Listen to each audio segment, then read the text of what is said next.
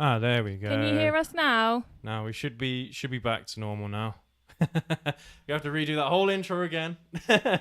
Thank you 125 guy for pointing that out. Yeah, I didn't test the mics before we actually went live, so The thank you one for that. time we haven't done it is the one time it fails. We always test the mics, and Always. yeah, the one day that we don't. Anyway, all right. So in today's show, we are going to discuss potholes. Everyone's favorite subject. Everyone's every UK road user's favorite subject. Potholes. So how are we going to go about this, wifey, in today's show? We've got a few articles for everybody, and Well, I think we should talk about our experience with potholes first. okay, all right. Well, I think I'm going to take control of today's training. What are we doing? Live show. It's been a really long week. It's been a really long day. So It's really annoying as well. I was really happy with the intro that we did. I know, and it turns out no one heard it. I know. You all missed out. You all missed out. It was perfect. It was amazing. Yeah, well, So, yes. but yeah, okay. So, potholes. Potholes. What is your experience with potholes? Like, have you ever had, I don't know, like, have you blown a tyre from going in a pothole? Have you come off your bike because you got into a pothole? Well, honestly, I mean, up until recently, I never really had too many issues with potholes, to be perfectly honest with you. And it's only since really I bought a car with low profile tyres is when I've noticed that potholes are a real issue. I mean, I hang on. I still don't think that our sound setup is quite right here. So I'm just gonna have a little mess around here as well again. Bear with me, guys. Sorry about this. This is the the benefits to running running a show live, eh? So yeah, that's interesting. So it looks like it's only picking up yours, I think. Let's have a look. Can you test the mic, sorry, for me, wifey? Hello. Yeah, no, Welcome. it is correct. It is correct. That's fine. Try to do things on the Whenever fly. you say that, I'm like, what do I say? Yeah. What was I saying? Yeah, when I bought my Audi TT, it came with low profile tires, and I mean, I hate low profile tires now anyway because for this reason that they are not that durable. It doesn't take much, even if you go over a speed bump fairly hard, then it's gonna cause some damage. And that's the biggest issue I've had with potholes personally. But I mean, I want to talk about again the issue that I've had with the ZZR recently because it failed its MOT. But that's another video that's coming out next week, so I don't really want to discuss that in too much detail. But again, another issue with potholes because I can't think of anything else that could have caused that issue other than potholes. You're going to have to stay there because you're going to get hair in my tea. Okay? You have to stay there for a bit. He's whining. I don't know if you can hear him. Okay, so... So, I mean, but no, I hadn't had that many bad experiences with potholes. I mean, everyone's kind of like hit them hard and what have you. But usually your car, if you've got normal tyres and what have you, normally your car will end up okay. But the issue here, obviously we are a motorcycle channel, so... the biggest issue that we're going to have is actually with motorcycles. But one thing that I really, really detest about potholes on a bike or in a car, when it's been raining and the pothole fills up with water, you cannot tell Can't see it. how deep it is. Yeah. And it's such a dangerous game, so to speak, to play. Mm-hmm. If you can't avoid it, how deep is that thing? Yep, that's right. And that's why councils really need to get on them because, I mean, I can't remember what the specifications are for the council to deem it as, but if you damage your car or your motorcycle for that matter, you can actually claim it on the council, but it has to be a certain depth. The pothole has to be, I think it's something ridiculous, like 4 inches deep or 3 inches deep. I might have to Google that to confirm. But yeah, it's a ridiculous metric, and like most potholes that cause damage to people's cars and bikes are not that big. Do you remember on the way to, there's an Asda we go up to, Mm-hmm. and that massive pothole in the road, and how big that thing was? It wasn't deep, but it was massive. Yeah. It was like this, wasn't it? I'm not even exaggerating. It was absolutely huge. And every time we'd go down that road, we were looking for it and be like, oh, pothole. And I think we first found it in the dark. Well, the way, I think I remember actually. But the way how I think about it is, so when you think about, when they're doing roadworks and they're stripping the top layer of the road, the tarmac layer, and then you've got the layer underneath, the base layer of the road. You know how they always have a sign there saying ramp when you go from the bottom layer and then you go up onto the tarmac layer of the piece of road that they're not working on. Well, that is basically the exact same thing here, because I mean, let's be honest, the ramps that they have are like a couple of inches big, maybe 3 inches big, something like that, 3 inches tall, and they put a sign up for that. They put up a sign for just that, but potholes, they're like you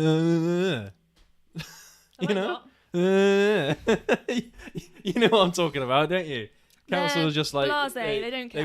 They like this, they just wash their hands of the damn things. We have a friend who I think reported the same pothole 3 or 4 times, and all they managed to do was they just spray painted around it.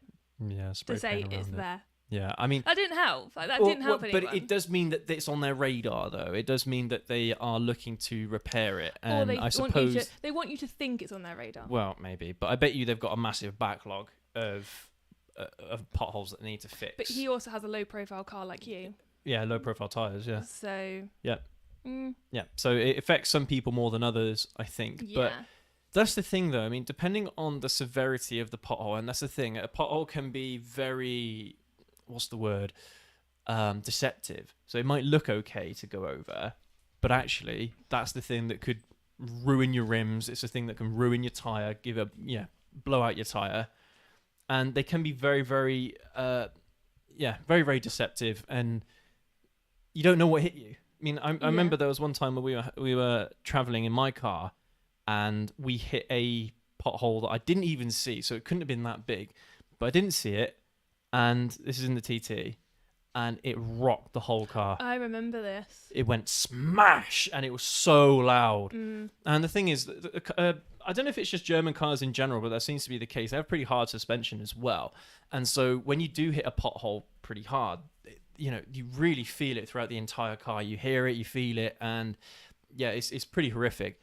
And luckily, there was no damage to the car whatsoever. But in that moment, I thought, wow, we've busted the car here. Have to have busted the car. The steering felt okay, everything felt all right, luckily. And when we got out the car to check, it was all okay. But that could have just been total potluck. Hey. Moving on. It just came out and I realised talking about potholes and potluck. Well, maybe not the same thing. But there are occasions where hitting a pothole has a more severe. Well, I mean, result. I keep kind of straying away and talking about the experience I've had in my car, just because I seem to hit more potholes when I'm in my car than I am really on miss my them motorcycle. as easily, though, can exactly. you? I mean, the benefit of running a motorcycle is you can anticipate them, you can see them, you swerve around them, and what have you, and it's fairly straightforward. But there have been a few times where I've hit potholes on my bikes before, and yeah, they can be killers. On a motorcycle, they can be killers without a doubt. Imagine if you smash up the front rim of your front wheel, the entire rim. You just smash it to pieces from hitting a pothole. You're dead.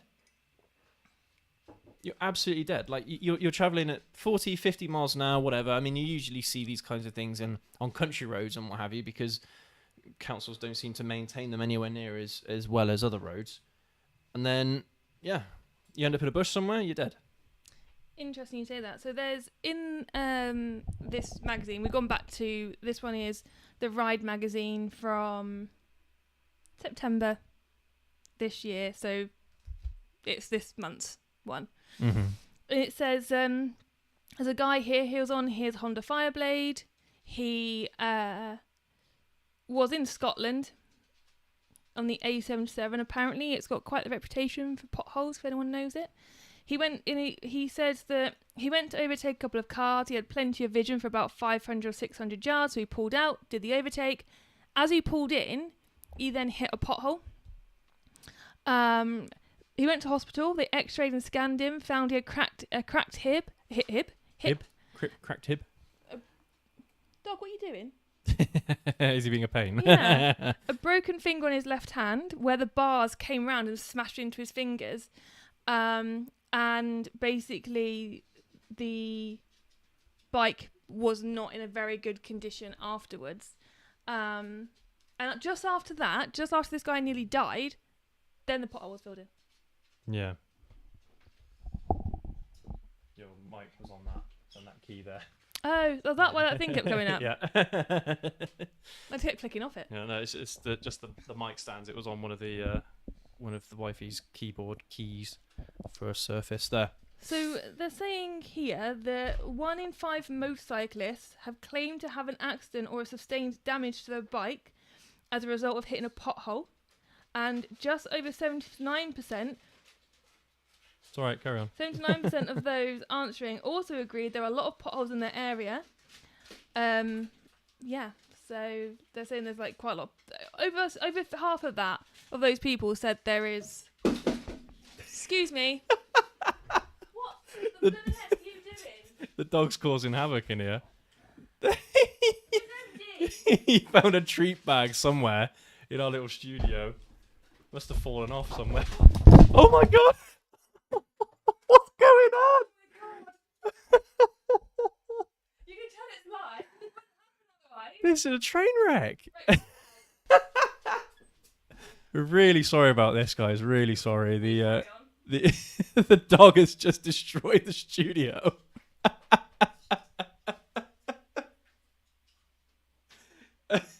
Sorry, Diane, would you mind picking that up? Sorry, putting it on there. Thank you. Yeah. Oh, that's so funny. Don't you wag your tail at me? Oh, dearie me. Sorry about that, guys. Right. Jesus Christ. Can't get a start today, can we? Can't get the staff members. Blimmin' heck.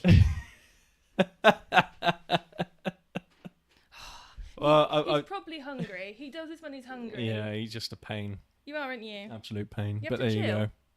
Right. Anyway, right. So, Sorry. so the last bit that you were mentioning in that article then is that a lot of riders say that there are a significant number of potholes in their local area. Yeah. Well, 1,000 people were questioned.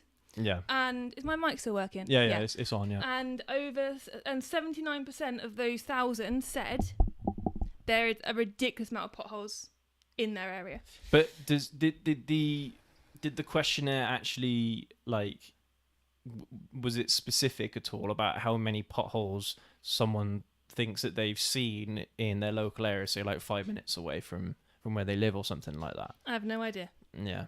Because a significant number of potholes could be 1 and it could be 10. That's the only thing. I'm going to take that with a grain of salt because, I don't know, potholes are an issue and I think everyone can agree that they're an issue. But I don't know if it's as severe as what some people say, because you know how it is when people get emotional about something. People always get annoyed about potholes because they've had damage to their car or something like that in the past. So then they start, once they've had that experience, and if anyone asks them about potholes, they're going to be ranting all day about potholes. So I'm not so sure about that metric, but I mean, hey, how much do you say? 79%. 79% of people that answered that questionnaire said that there was a significant number of potholes in their local area. If that is true, I mean, significant, let's say, I don't know, let's say 10 potholes in a 5-mile radius of where you live, say. Do you think that's acceptable? Of course not. What do you think is acceptable? Because let's be honest here, potholes are inevitable. There's so much traffic. There's so much. The roads have to take a lot of punishment every year from the weather, from road users, and what have you. So in roads which are used on a regular basis and a lot of traffic goes through them, they should be. And residential roads as well. There should be next to no potholes on those, because people should be thinking, right, these are really heavy roads, there's a lot of traffic, we need to make sure the roads are safe. Country roads, I think, are always going to be a little bit more treacherous, so to speak. I think they're always going to have a little bit more. But you don't want any more things you have to look out for. Well, like in an ideal world, roads. potholes wouldn't happen. Go on, you. But yeah, it's a real tough one. I mean, I've seen a few of you in the chat there, saying about your experiences with potholes. Keep those messages coming in. I mean, if you've had a bad experience with a pothole that's caused damage to your bikes or your cars, what have you, then definitely let us know. Another thing as well, are any of you cyclists? Because I imagine that this would also affect cyclists pretty badly as well. I would have thought Smaller so. tires, smaller rims. The rims don't have to carry as much weight, so they're not necessarily going to be that strong if they hit a bump overly hard. So yeah, I wonder if cyclists are going to have some complaints about them as well. Do you know how No much? doubt. Apparently, it will cost to repair the potholes on carriageways. £1 billion. 1 billion. Tried 12.64, and that has gone up by a quarter from last year. So the problem is getting worse then, because Yeah, massively. they've clearly got a longer list of potholes that they need to fix. It says here So- that's the equivalent of 75.7 million for every local authority in England and Wales. And should the funding magically become available, it will take 9 years of solid repairs for the roads to get back into order. Bloody And that's without any more potholes appearing, I That's think. That's with what's ridiculous. existing currently. 9 years. That's insane. And it's funny because someone else mentioned this in the chat already as well. Kin VTech 99. About Said, the "How about the taxes, cost of road tax? road They tax. don't seem to put the money into repairing the roads. Yeah, and it's like that's exactly what road tax is for. It's supposed to go into the maintenance of the roads, and guess what? That's not where it actually goes. It ends up going somewhere else. And then, they can charge as much as they want for road tax, but it doesn't change the fact that they are not maintaining the roads well enough. Apparently, so again, according to this article, there's a company, says it's called Alarm, which stands for something, which the Annual Local Road Authority Maintenance. So that's the Alarm report. It says that a pothole is filled the equivalent of every 19 seconds in England and Wales. National highways, you may also know them as Highways England, began trialling the use of graphene on some surfaces across the 4,300 motorway and major A road miles it controls last year. That's about 2% apparently the national network they've tried it on, to test whether it could actually prolong the lifespan of the road and reduce the frequency of potholes. So they are trying to do some other things but it also says the organisation... They're trying to do it cheap. They're trying to do it on the cheap. The organisation claimed almost £2 billion is being spent on resurfacing between 2020 and 2025, and since April 2015, over 7,000 miles have been worked on, averaging 1,200 per year. But that's not... They haven't specified whether that is 7,000 miles of different stretches of roads, or maybe they've had to go back and do the same road again and again.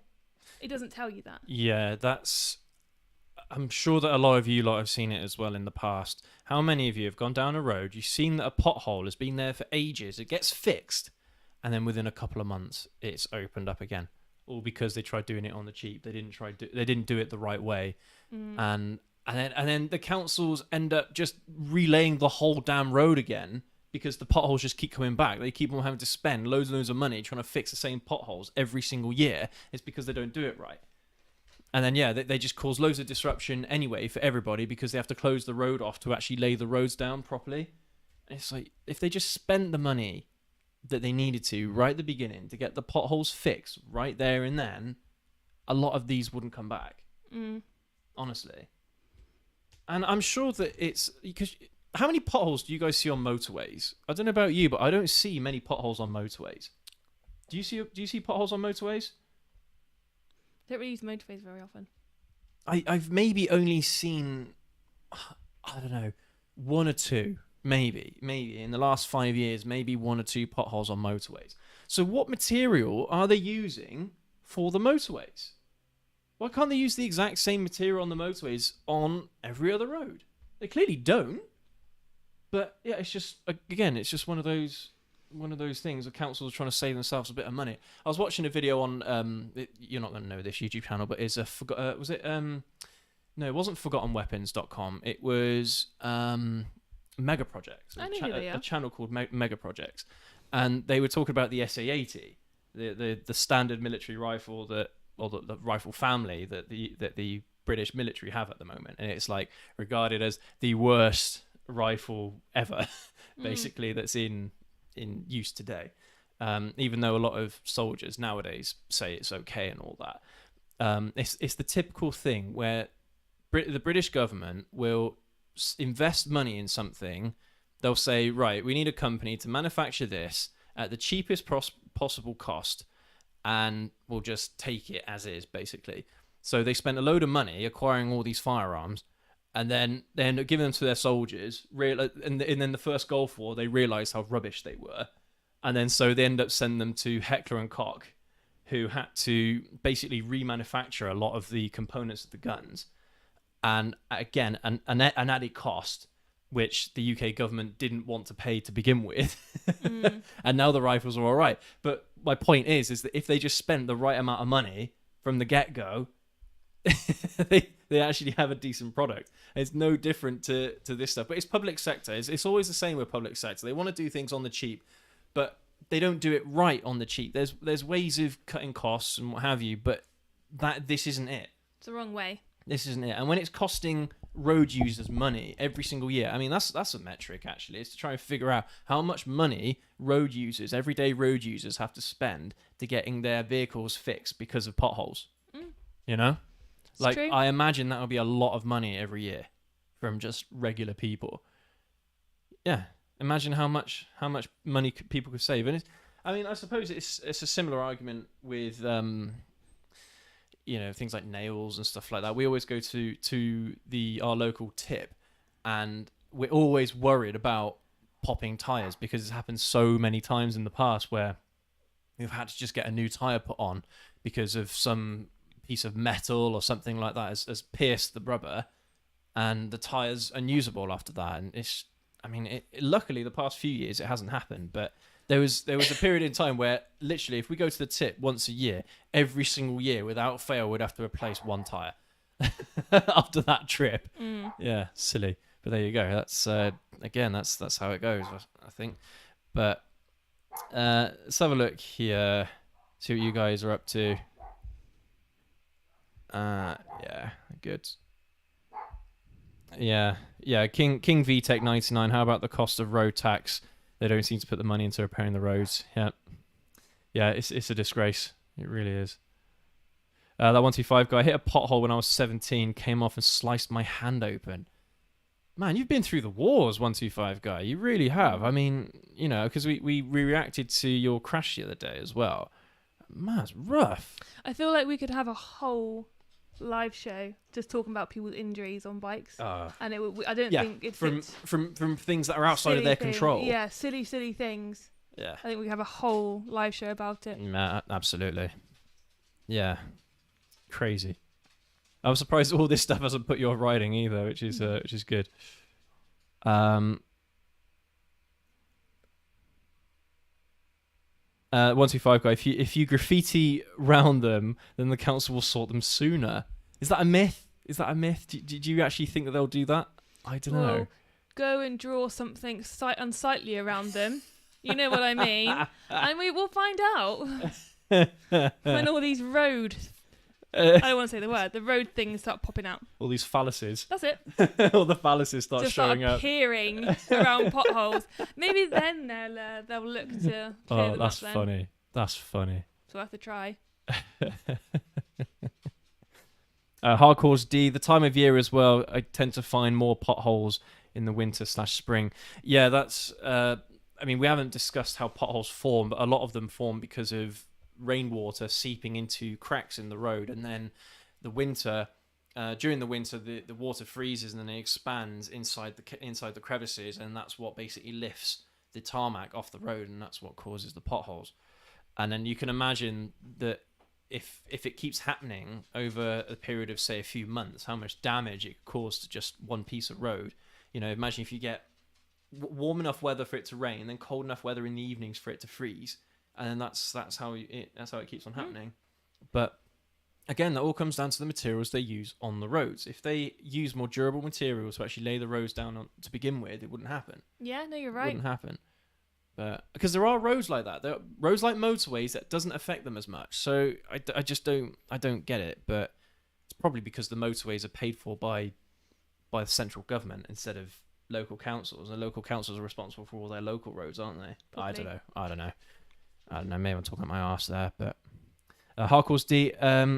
I do ride, but I ride mountain bikes, and they tend to take rough terrain easy enough. Yeah. I can imagine mountain bikes. So potholes have nothing to do with a mountain bike then, or yeah. Yeah, I mean, well, there you go. Then we all need to start riding, like, I don't know, bloody dirt bikes then on the roads. Teeny solution. Because say a dirt bike is just a motorized mountain bike, I suppose, when you think about it. So there you go. We'll just start using those, and I bet even they will still get damaged. But yeah. Aidan Fraser, the biggest problem with potholes is that the situation results in temporary roadworks. Exactly. That's exactly what I was saying earlier, is that they try to do a quick fix on the potholes that are there, and then they realise because the potholes keep coming up off the ground, or they keep unfixing themselves, that they don't have to relay the whole road down, and then it causes problems for everybody later on. If they just did it properly to begin with, then we wouldn't have the problems. Hardcore Steve was a very interesting comment a couple down. There's a program about the M6 and they repair them daily. I hate the M6. I hate it with a passion. After our little trip, yeah. For those who don't know, we went away 3 weeks ago now, 2 weeks ago, and no, 3 weeks ago, wasn't it? And we got stuck on the M6 at a standstill for 2 hours, and there was cars coming the other way. And this woman just went, "Oh, I've been here for 3 hours. I think you got to wait yet." And I was like, "Don't say that. I'm hungry. I'm tired. I can't drink anything because there's no facilities around." Yeah. And all these men were getting out and walking along the side of the road, and I was like, "You jammy gits, you jammy." But at least there's no potholes on the M6. That was one thing we didn't have to contend with. We just had to contend with 2 hours at a standstill instead. That is funny. I mean, there are occasions where I've been on the motorways and I've seen parts of the road that have sunk or something like that, but they're not potholes. I don't know if it's just the way they've been laid or something, but yeah, it seems to be that, well, either they put more effort into maintaining the motorways, or they simply just do it right to begin with. Who knows? A 125 guy. There was 3 big potholes near where I used to work. They were there around 3 months until someone graffitied all of them. Within a week, they were clear and filled. So it does work. Interesting. Just don't get caught graffitiing them. So turning up on a lime green motorbike that is really, really loud is probably not the way to go. Probably not. But yeah, that's interesting. I'm gonna have to try that. I'll get some white spray paint, and I'll just start spraying around all the potholes. Yeah, it's funny, little things like that get the council's asses into gear. But yeah, 125 guy, and I'll only start riding bikes when I'm physically not able to ride. Yeah, me too, brother. Yeah, absolutely. So yeah, I mean, I think that there's a lot of animosity around road maintenance in general, but yeah, potholes seems to be the biggest thing that seems to annoy people the most. Yeah. Yeah. Because it affects us. I mean, so imagine you're driving a car and it damages your car. Okay, fine. Okay, it damages your car. Yeah, that's annoying and shouldn't have happened. But like we were saying already, is if you're on a motorcycle, you can hit a pothole. You can die from hitting a pothole. And this is just not on. And what's the bet to be put down to dangerous riding and not actually the condition of the road? Yeah, well, God knows what. Yeah, Because they won't take what excuses they'll responsibility come for up it, with. will Yeah, they? well, maybe They'll not. go, oh, they were riding too fast, or they were riding out of their means. It'll never be Well, they hit a pothole. Okay. Well, let's take that point then. Let's say a council, say if a rider dies. Let's say a rider dies because they hit a pothole and they totaled their bike, and the council find out that this rider was going 10, let's say 15 miles an hour over the speed limit. They argue that point. They say, well, the rider shouldn't have been going as fast as they were. Who cares? So you're trying to tell me then that if the road was in a normal condition at the time, that the rider wouldn't have been able to control the bike going at that speed, would they? That's bollocks. I'm sorry, but if there's something in the road that a rider isn't expecting, or a driver, doesn't matter what speed they're doing, if you're expecting the road conditions to be a certain way, that's how they should be. You shouldn't be blaming people for using the roads, you know? It's like, that pedestrian over there, he tripped over that curb and killed himself because he was walking too fast. It's like, no, it's nonsense. Absolute nonsense. And that's a non-argument for me. Absolute non-argument for me. And if you had a legal firm on your side as well, they would rip them to shreds. Absolutely rip the council to shreds. They would sue them for so much money. If it was someone's life on the line, Yeah. even if it was someone that was brought into intensive care or something, they hadn't died, but they're in intensive care, that would still be a massive scandal. A massive scandal. But that's kind of like the ticking time bomb that councils have at the moment. They really do. Come on then. Go bark at someone. No? All right then. Yeah, potholes are a ticking time bomb, guys. And that's the thing. You never know. It could be any one of us that could be afflicted by one of these. And, could be sent to intensive care. I mean, 125 goes and he slit his hand. Cut his hand open from that. You know? Like, I'd be curious about suing the council for that. Because imagine as well, like, if you use your hands for your work, like if you're an engineer or if you're a builder or something, and you bust your hand because of a pothole, you can't work anymore. You know? Like, The livelihood's at risk. exactly. Your job's at risk then. Mm. I think that, I don't know, this is more of an issue than I think a lot of people fail to realise. It's a much deeper issue than a lot of people realise as well. It's just crazy. It is crazy. And I see you've got another article there on, is that the Auto Express one? Yeah, there's just a really funny thing in here. I love that pothole sign, by the way, and I think that should be... Oh, wrong one. Where are we? Let's have a look here. Let me just adjust this one. Is it this one here? Nope, that's the same one. Okay. Bear with me, guys. Let me just sort this one out. So yeah, you're going to see us in like infinity right now. That must be really, like, spinny. Here we go. We got there. That's what we wanted to show you. This article here. That pothole sign, I think more of those are needed on roads with really bad Yeah, potholes. I think that makes total sense. So it says here that the backlog of repairs, as we've mentioned, is currently 12.64 billion.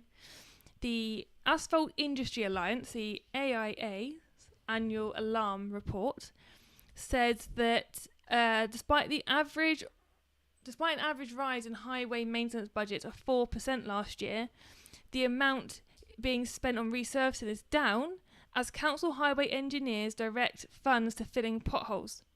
This apparently addresses the symptoms, not the cure. Mm-hmm.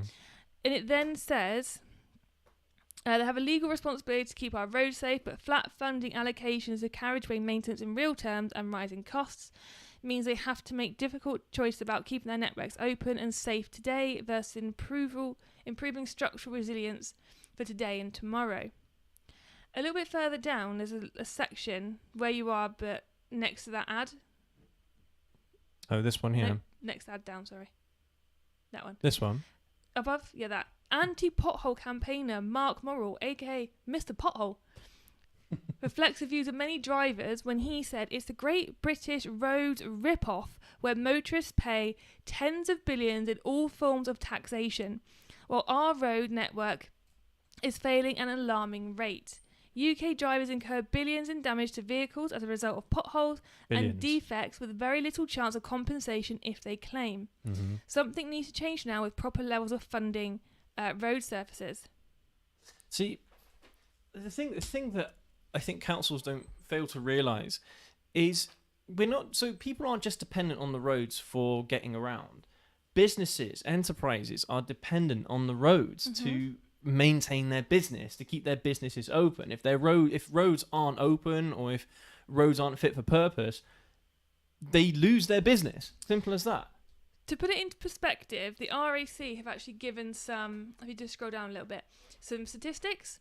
So the number of pothole-related breakdowns attended by RAC patrols hit a 3-year high in 2021 with 10,123 incidents, which is 27 a day.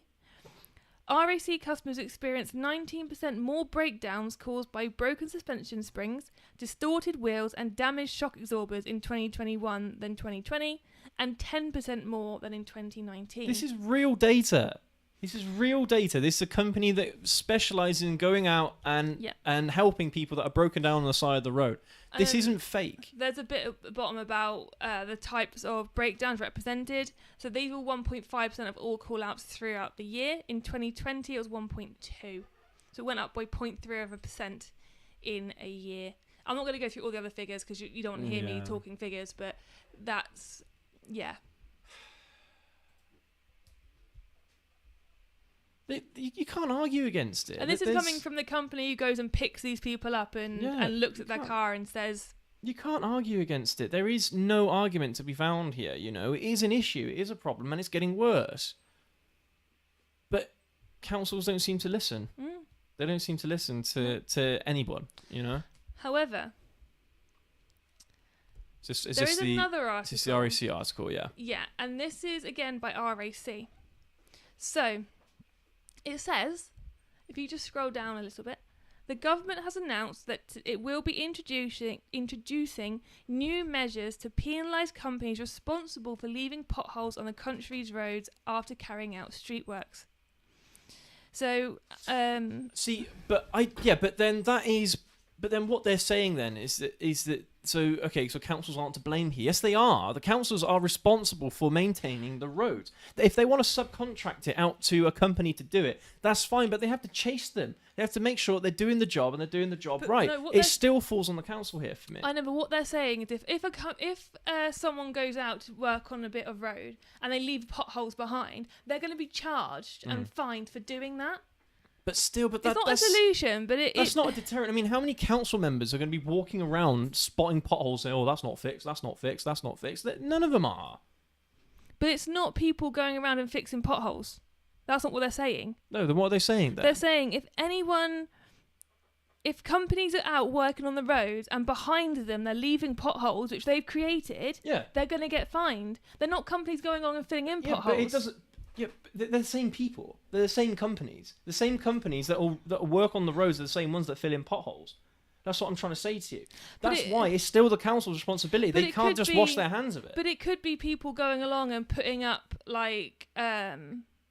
those bits in between roads on motorways, for instance. Those Yeah. So it could be people working on the road in that capacity who aren't the ones fixing potholes, who are leaving them behind. It doesn't matter. It does not matter. It doesn't matter who fixes the potholes. The councils have responsibility to make sure they're done.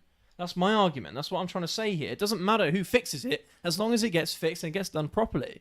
Do you mean it doesn't matter who creates it? It needs to get fixed. No, what do you mean who creates it? Because these are all about new potholes, not ones that are already on the road. It doesn't matter. It literally does not matter. My point is that whoever's fixing them, the companies that councils hire, or even publicly run enterprises, it doesn't matter. If they have a responsibility to fix it, then they need to do it right. The council have a responsibility to make sure that it's being done right. If it's not being done right, then who's at fault? Well, you could argue that it's the company's fault, but you could also argue, well, no, it's the council's fault because they're the one that's fronting the bill. They're the ones that are taking taxpayers' money to try and fix these holes, and they're not getting fixed. Not getting fixed properly, so guess what happens? They end up having to pay more money to get it fixed. Again, it's the council's responsibility. I don't think that this RAC article should be absolving the councils, the local councils, because it's not their fault. I don't think it's saying that. It's literally that's the opening statement. No, literally the opening statement. The government has announced it will be introducing new measures to penalise companies responsible for leaving potholes after carrying... Companies responsible. Not councils responsible, companies responsible. Yeah, but... That's my point. Yeah, but it might feed back to the councils that they were contracted out. No, so the councils don't pay the fines. No, the but companies the only thing pay is, the fines. So you've got a road to repair, right? You hire someone. So Yeah. I'm council. So you subcontract me to go and fix the road? No. I hire you for reinstatement work of the road because there's a bit of road that just needs to be redone. In the process, you leave behind potholes because you haven't done the job properly. Right, but look, I get that. But what I'm saying is it doesn't matter if they're working on a piece of road or not. It doesn't matter. What I'm saying is if they pick up a pothole, they need to fix it. Regardless of what other work they're doing around in the area, if they're not doing any other work around the area, they still need to fix it. They cannot just, wash their hands of it. The councils are responsible to make sure that these companies do their jobs right. It doesn't matter what work they're doing. If they are hired to fix the roads, then they should be doing it. So you expect the council to follow these people who have done the reinstatement work and say there's potholes? They literally should have inspectors going out to the site, making sure that these companies are fixing the potholes that they have said they're going to fix. It's quite easy. I mean, if they pick up a list of roadworks that they need to do, they can send it off to the council. The council inspector can then look at the works that need to be done, and they can inspect the work that's being done. It's not a difficult thing to manage here. Yeah, but okay. But what I'm saying is that you can't blame the companies when if I'm the council and I'm the one that's hired the companies, how can you blame the companies? It's my fault. I'm responsible for it. But they're the ones who've caused the pothole. But no, you're misunderstanding. They haven't caused the potholes. The companies don't cause potholes, babe. It says here... You're missing it. You're missing it. What they're saying is that if there are roads repairs that need to be done, or relaying the roads and what have you, and there are potholes nearby, they're responsible to fix those as well. Poorly carried out reinstatement work very often leads to road surfaces breaking down, unnecessarily causing potholes. Okay. This is about creating potholes. That's fine then. But but it has the same argument. I have the same argument. It doesn't matter. It doesn't matter how the potholes get created. Yeah, okay, please let me finish. Introducing a performance-based inspection scheme should force utility companies to raise their game and should ultimately lead to smoother and safer journeys. So yes, they should have an inspection that comes along after. But you try to tell me this has just happened? They've just figured this out?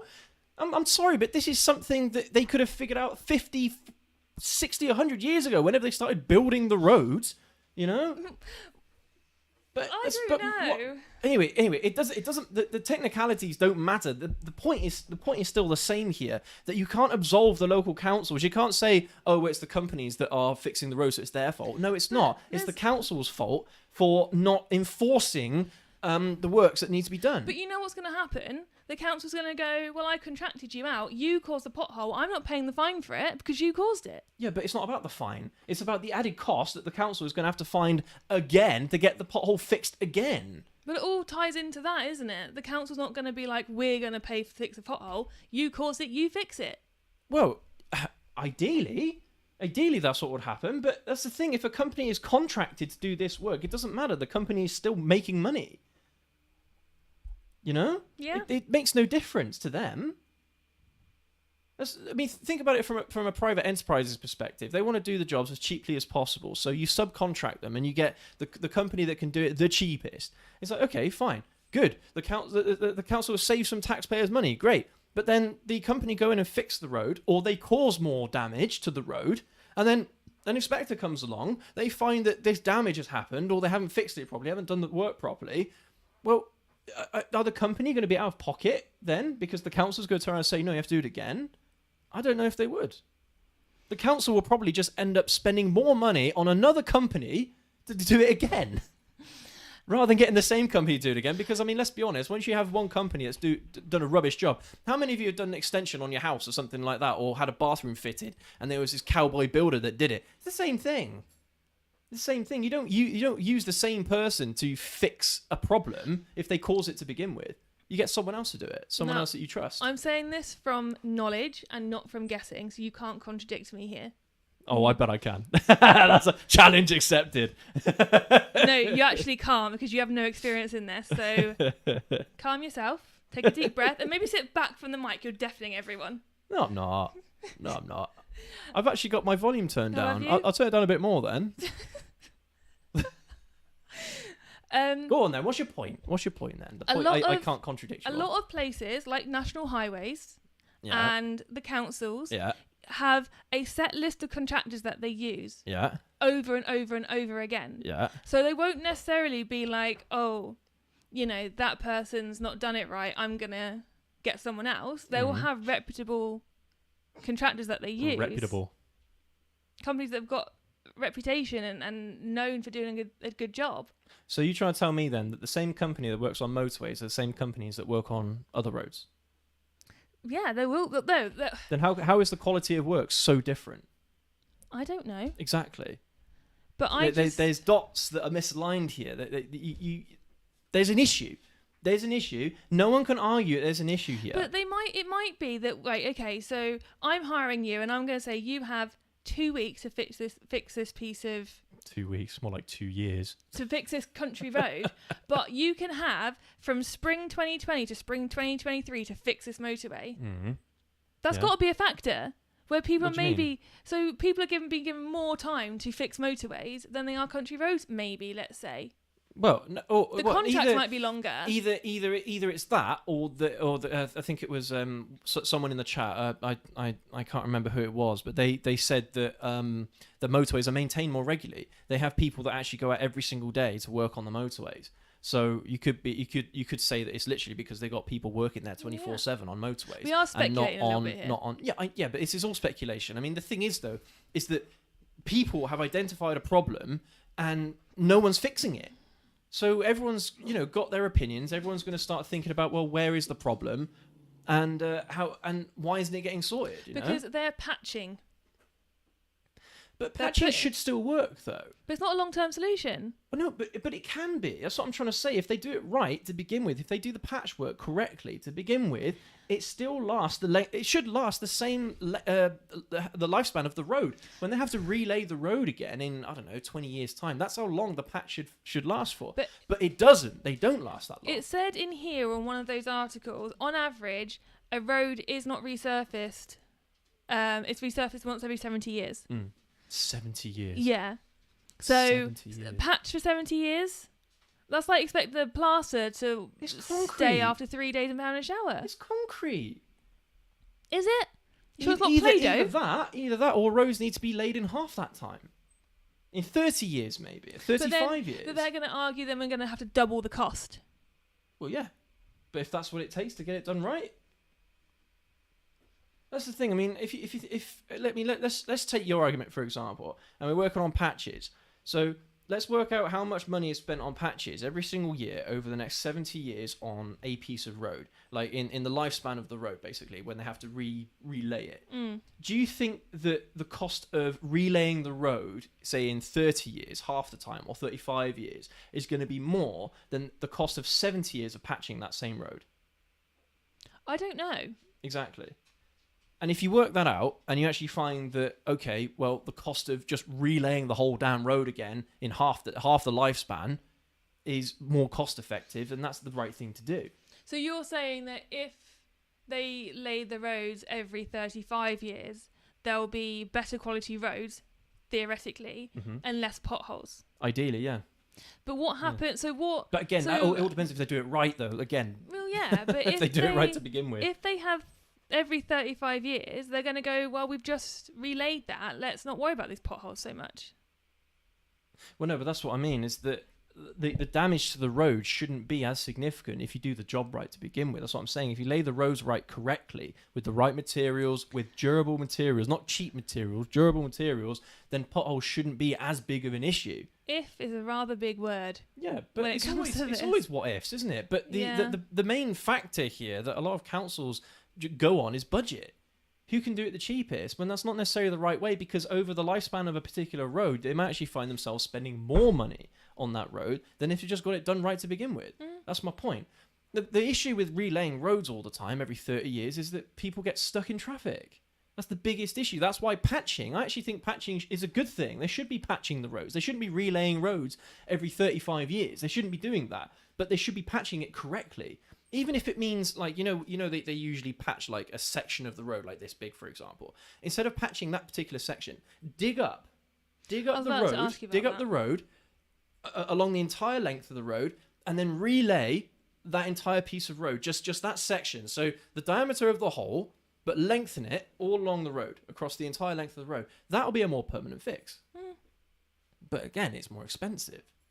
There's a way. There's something that councils will be able to do to fix the issue. I have no doubt. But they're not finding it. And we, as road users, are suffering because of it. We're having damage to our cars. We're having our lives at risk when we're riding our motorcycles, going around a bend, hitting a pothole that we weren't expecting. It's a problem. And it needs to get fixed. Simple as. There's no ifs, buts. There's no, oh, it's not the council's fault, it's the company's fault. It doesn't matter. The councils are responsible for maintenance of the roads. We don't pay the road companies to relay our roads. We pay the councils. The councils take it out of road tax and taxpayers' money to fix the roads, i.e. they are responsible for it. If there's a company in the area that cannot fix it, then they need to get another company from London or from bloody Glasgow, I don't care, to actually come down and fix it properly. If that's what it takes, and that's what they should be doing. They shouldn't be just relying on, like you were saying, the same old companies. They just turn them over every year with subcontracts and things like that, saying you have to redo this road again, you have to redo this road again, you have to redo this road again every 2 years. That's not right either. So they shouldn't be doing that. But I don't know. Like, is it really that hard? That's what I'm saying. Is it really that hard to get a company that can just do it right? Apparently so. But is it that hard just to spend the money getting it done right? This is the thing. If the council have the money, then they can.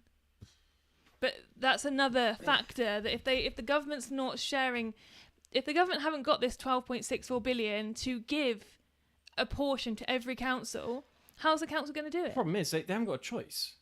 These things. Well, they clearly think they do. No, they're not doing it. They don't have a choice. They have to get them fixed. There is no choice. They have to get them fixed. But it's just whether or not. The question is, how well do they get them fixed, and how long it lasts.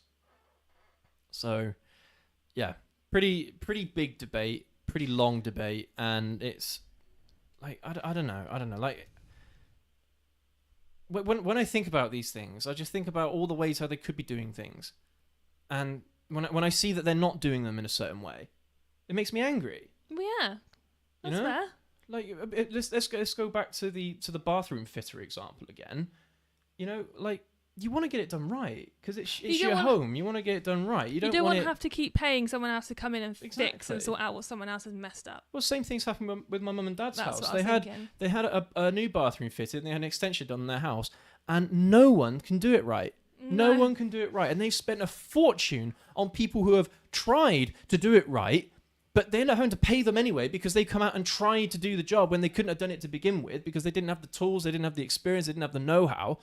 And they've been trying for how long? What is it? 2 years now? They've been trying to get people to try and finish the extension work that they've had done. And no one is good enough to do it. And, I mean, like, why would you drive your nice car, your nice motorcycle on a road that could damage it? Why would you live in a house that you'd have an extension on that isn't finished, that you didn't like? It's like when I've seen like Maseratis, Lamborghinis on country roads, and I've gone, why are you doing that? Like, I'm sure they're fun to drive on, but those you're running potholes... that risk. Yeah, you're running that risk every single time whenever you take out your 200,000, 300,000 pound Lambo, that you're going to wreck one of the rims because of a pothole. Yeah. It's a very, very real example. Threat. Yeah, absolutely. But I have to say, one of my all-time favourite comments came in saying, "This so reminds me of Top Gear with Clarkson and Hammond having a debate. I think I'm Hammond and you're Clarkson." And then that 125 guy, Goblin getting passionate and loud. Oh, and Lone Wolf UK saying again. I'm not getting that loud. Come on. I can get louder, a lot louder, trust me. Oh, the wifey knows. Yeah, I do. So, yeah. But yeah, it's I don't know, but it's a passionate issue though, because we're using the roads every day, and we want to make sure that if we are using the roads, that they are good enough to be driven on. They're safe. Yeah, that they're safe. I mean, the councils are all about bloody putting speed bumps down everywhere, Speed cameras. Cameras and roundabouts where they probably should put crossroads down instead. Spending money where they shouldn't be spending money, when they should probably be spending money on these bloody potholes, getting the roads fixed right. They care more about putting up speed signs than they do about fixing potholes. It's like when they start changing road layouts, and the road was absolutely perfect the way it was. And well, see, I do kind of disagree with that, because there are, from personal experience from around these parts of the country, there have been areas where the road layout just simply didn't work. But no, where it does, and they've redone it, and now it works a lot better now. But where it works perfectly fine, and they start changing it, like that's a lot of money to start throwing at something. Like, if it ain't broke, don't fix it, type thing. Like where it's needed, where maybe a roundabout needs to be, like the one we got that hamburger roundabout, haven't we now? Where that has probably helped, I don't know. I think it has. That wasn't necessary. But at the same time, though, it's funny enough, just up the road from that hamburger roundabout. This was on our video on roundabouts. Are roundabouts like obsolete now? Do they make sense anymore? But just where that hamburger roundabout is, just I don't know, like maybe a mile, maybe 2 miles down that road, they've got a roundabout there now that connects onto a housing estate. As soon as all those people move into that housing estate, then that roundabout's now going to be a bottleneck. So even though they fixed the main roundabout that was the issue, now they've caused themselves another issue.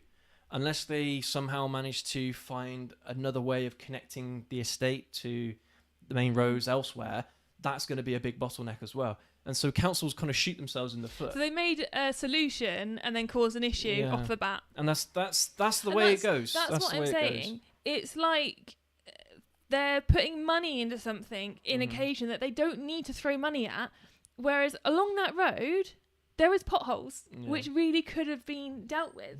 Well, yeah, I don't know. I'm sure that councils have got a lot on their plates, and I'm sure they're trying to juggle a million different problems with their constituencies. Trying to build on floodplains and build housing. Yeah, I mean, because they have to build houses, they have to try and, make the infrastructure work for their new projects and what have you. But yeah, I mean, when they cause when there's going to be bottlenecks now in a particular area because of 2,000 houses being built or something like that, we have a housing, we're struggling with houses at the moment. We need houses, but they need to make sure the infrastructure is also there. The road systems are also there to handle the additional load on the road systems. And that is the big question mark, is whether or not they're actually investing the money. So they're spending the money on the houses, but whether or not they're actually spending the money properly on the infrastructure and the road systems that they need to. Again, that's another debate for another day, I think. But it does all tie back into the same thing, we pay a load of money in tax every single year. Why? They say it goes towards fixing certain things. Is it?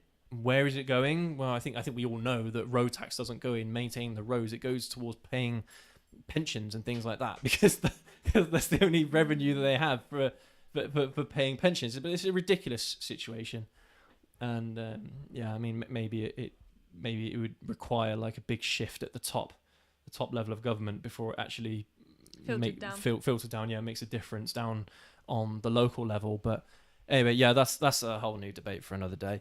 Let's have a look at the chat here. So Lone Wolf UK, I'm glad you were able to make it on tonight's show, mate.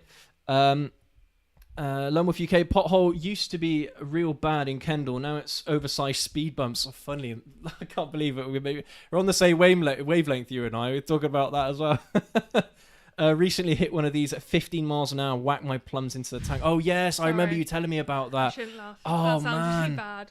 But the way you've worded it. But again, that's another issue, because when they build speed bumps too high, I mean, I kind of understand the principle, but at the same time, I don't know if they're the right things to try and sort the issue out that they're trying to fix. I don't know. What's really bad as well, where they don't mark the speed bumps out. Yes. So all of a sudden you just hit it, and we did that the other day, didn't we? And we didn't expect it. Yeah. Yeah. 125 guy. I only just passed my theory, but I passed.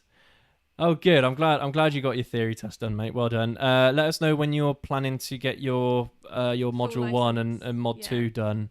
I'm curious mainly because of like how long the wait times are. Because that's been, at least for drivers, that's been a big issue. But... I have a really important question though. Yeah. Once that 125 guy gets a not 125, is he still going to be that 125 guy? guy? What are you going to be now? That 250 guy. Yeah. that 1 litre guy. Yeah, previously that 125 guy. Yeah. No longer 125 guy. Let me know, I'm curious. I'm sorry if I was being loud earlier, by the way. I didn't mean to. Maybe I'm a bit closer to the mic. You just get passionate, I think that's all it is. I mean, the dog's now being loud. Yep. Runs in our family, I I'm think. competing with the dog here. Yeah. He's barking at the dog next door. They're chatting. Loneworth UK, my mate just bought a 2006 Suzuki Marauder 1600cc. We were looking at it and found a tag on it saying manufactured by Kawasaki Heavy Industries. No way! That's got to be a joke. That's got to be a joke. That's got to be a joke. I'm sorry. Suzuki wouldn't outsource anything to any other brand, surely not. And all the others wouldn't do that either. That's crazy. If that is true, that's crazy. I wonder where the tag was. It was on the frame or something. Loneworth UK, why not use recycled plastic to create roads? It will last 1,000 years. Yeah, in a sense, I suppose. But I mean, yeah, that's. I mean, there are projects, people that are trying to use recycled materials to make roads and things. I don't know how effective that would be, but... The Suzuki Marauder 1600 was built by Kawasaki. Sorry. I'm just having a look. They're selling... Yeah. That's insane. So they were sold under the agreement by Kawasaki and Suzuki to share models. So when was that? When was that agreement? Does it say? I don't know. That's interesting. Those selling the same basic vehicle under two brand names become common.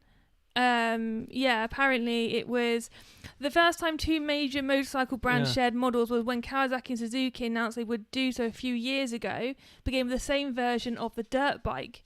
So the first street bike to arrive here under that agreement is the Kawasaki Mean Streak 1600 and the Suzuki Marauder. That's so interesting because you see that with car manufacturers a lot where they will partner up, they will buddy up. Toyota recently buddied up with, was it Mazda? 1600. Was it Mazda to build a car or something like that? I can't remember. So you see that a lot with car manufacturers, but it's interesting. Both bikes are built by Kawasaki. And it's a 1600, the one that you've mentioned as well. So that's why they are actually both technically Kawasaki's, but one has a Suzuki badge. That's interesting. I did not know that. I did not know that was even a thing amongst motorcycle manufacturers because they're all so proud of their heritage and they're all so proud of the bikes that they make and stuff. You know, like you wouldn't expect a Harley Davidson to rock up and you see a label there saying made by Yamaha. But you know, it's quite clever because Kawasaki now has the same bike in two different brands. If someone prefers Suzuki, they're buying basically technically a Kawasaki, and Kawasaki gets money back from it. Well, they get the contract money to build the bikes, but they wouldn't make the money themselves. I mean, Suzuki would make that money, but a portion of it would go to Kawasaki. Yeah, it's a smart move. But then again, Kawasaki is one of those companies that is so, it's so big. It's a massive company. And it's a heavy industries company. I mean, as Lone Wolf said in the chat, it's a heavy industries company. They build ships, they build helicopters, they build all sorts of things. And, it's a massive company. We all know the motorcycle brand, but yeah, there's so much more than that. So much more than that. They're one of the biggest manufacturing companies in Japan, is Kawasaki. So yeah, it's crazy. It's like Hyundai. Like Hyundai, we all know the cars, Hyundai, but Hyundai actually has a separate division called the Hyundai Heavy Industries. And again, they're the same. They build ships and planes and boats and helicopters and all sorts of stuff. This article came out in 2019 and it says we anticipate that Suzuki will add a version of the Kawasaki Vulcan 2000 to its line, particularly when the touring version we expect for that bike arrives. There's also been speculation that Kawasaki might put a variation of Suzuki's 800 Velusa in its line, since none of the Vulcan 800s have that particular shaft drive. Yeah. So yeah, that's interesting. That's interesting. We learn a new thing every day. There you go. Yeah, Lone Wolf. That's wicked. That's wicked. Sorry to interject that. No, it's all right. Yeah, Lone Wolf says we were shocked. Yeah, I can imagine. Surprised. That's so weird. You see a bike with Suzuki branding all over it. You see a little tag saying Kawasaki on it. I mean, well done for spotting that. Especially because you said it's got a black tag for makers on the frame down by the back brake lever. So you really must have been looking intently at that bike. I was thinking that's got to be a prank. That's got to be a prank. Yeah. Like someone's pulled a prank on. It's like when people they stick Apple logos on their laptops and stuff, on their Dell laptops. It's like the same thing, isn't it? Yeah. Yeah, that's funny. It's like that girl, like that guy who has a Corsa and put the Tesla badges all over the car. Yeah. All right, wifey. I think we've had enough discussion today about potholes. Yeah. About us ranting, or me ranting more like.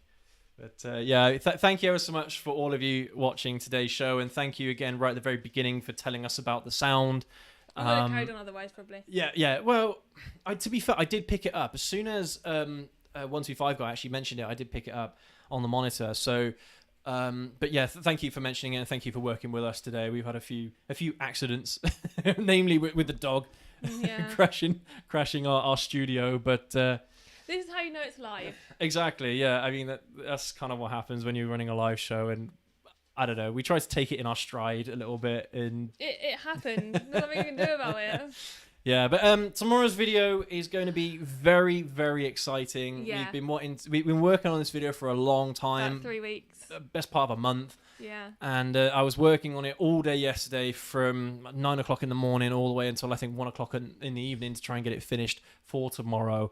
And yeah, we're really proud of it. And we can't wait for you guys to see it. You're in for a treat.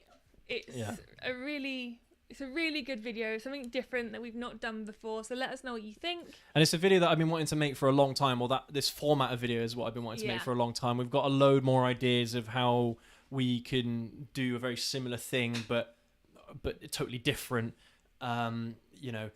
But yeah, let us know how you feel about that one, whether or not you enjoy it, whether you like it. We had a lot of fun doing it anyway, didn't we? I was very stressed about it. I was very stressed about it. I wasn't. I had to do most of the work in every sense, but yeah, I think it turned out really well. So I turned up, I helped. Yeah, so we look forward to seeing you guys tomorrow. Both myself and the wifey will be featuring in tomorrow's video. So make sure to go and check that out. Isn't it? So that'd be a nice thing to watch in your lunch break. Yeah, that'll be coming out at 12 in the afternoon. So we look forward to you guys seeing that. But yeah, I mean, there's nothing else I don't think that I have to say about anything. I think I've laid it all out already. So unless you've got anything you want to add, wifey, before we finish up today? No, I feel good. We're all potholed out, I think. Actually, that's one more thing as well. Is we have a discussion about, is pothole one word or two words? Oh yeah, because if it's one word, it's pothole. It's pothole. Pothole. That doesn't make sense. For about a minute, we were debating whether pothole was with two T's or one T, and then was it one word or two words? Yeah. And we had to refer to the magazine to be 100% sure. But he was like, it's pothole, and I was like, no, it's pothole. But it is one word. It is one word, but it's funny because if you actually read it the way how it's spelled, it's pothole. So we now know, guaranteed, from this moment forward, when you see the word pothole, you're always going to read it as pothole. You're always going to read it as pothole, yeah. Or you're going to go be riding and go, oh, there's a pothole there. Yeah, I'm actually going to start saying that, Please don't. Pothole. Because it just sounds so retarded. You can't say that word. Oh, we're not allowed to say that anymore. No, it sounds stupid. What about invalid? I think you should stop talking. Okay. And on that note, on that bombshell, to finish our Top Gear references today. Thank you ever so much for watching today's show, guys and gals. Hope you're doing well. And yeah, I mean, we're going to be back online next week. Same time, same place. The week after that, though, however, we are not going to be doing a live show that week. We'll tell you guys about that next week, because I don't want to confuse people, but not as exciting as you think. Just so you guys know. Well, I'm taking a week off basically in that week. We're both taking a week off actually from that week. We're still going to have videos coming out, but we're just not going to be doing the live show. It's the first week in September, isn't it? It's just the Monday and Friday that we're doing for that week, isn't it? Maybe the Wednesday as well. Yeah. We'll have a look. Yeah. So So the show on September the 1st will not be going ahead that day, because that's the week that we're going to be off. But the 25th next week is still going to be on as usual. So yeah, we'll see you then. And ride safe. That's the one. See, I always want to say it, but the wife always has a go at me whenever I say it. I like to do a nice pause now to really savour it. I'll let you... I was going to do a drum roll, but... Don't you touch my drum kit. But anyway, yeah, thank you ever so much again for watching, guys and gals. Yeah. We will catch you all tomorrow. Hopefully we'll see you there. Yes. And if we don't see you, have a good weekend, and we will catch you all next week. Have a good one. Bye.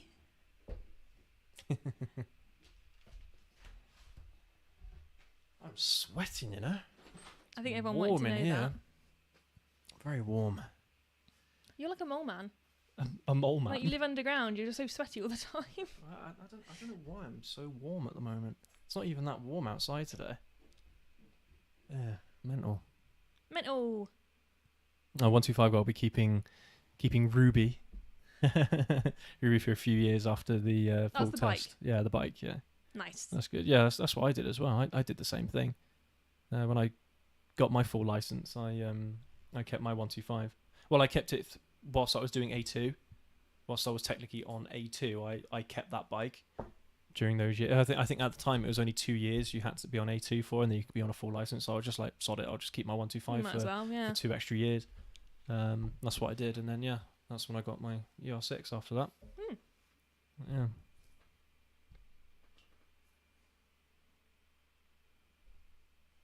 Yeah, that's crazy. 1600 Marauder, made by Kawasaki. Your mind's blown, isn't it? Well, it's like whenever you see, I don't know, like a Ford. You see a Ford and you see like a badge saying "Made in China." It's the same thing, isn't it? Like, you know, a proud American car company, and then you just see a little badge saying "Made in China."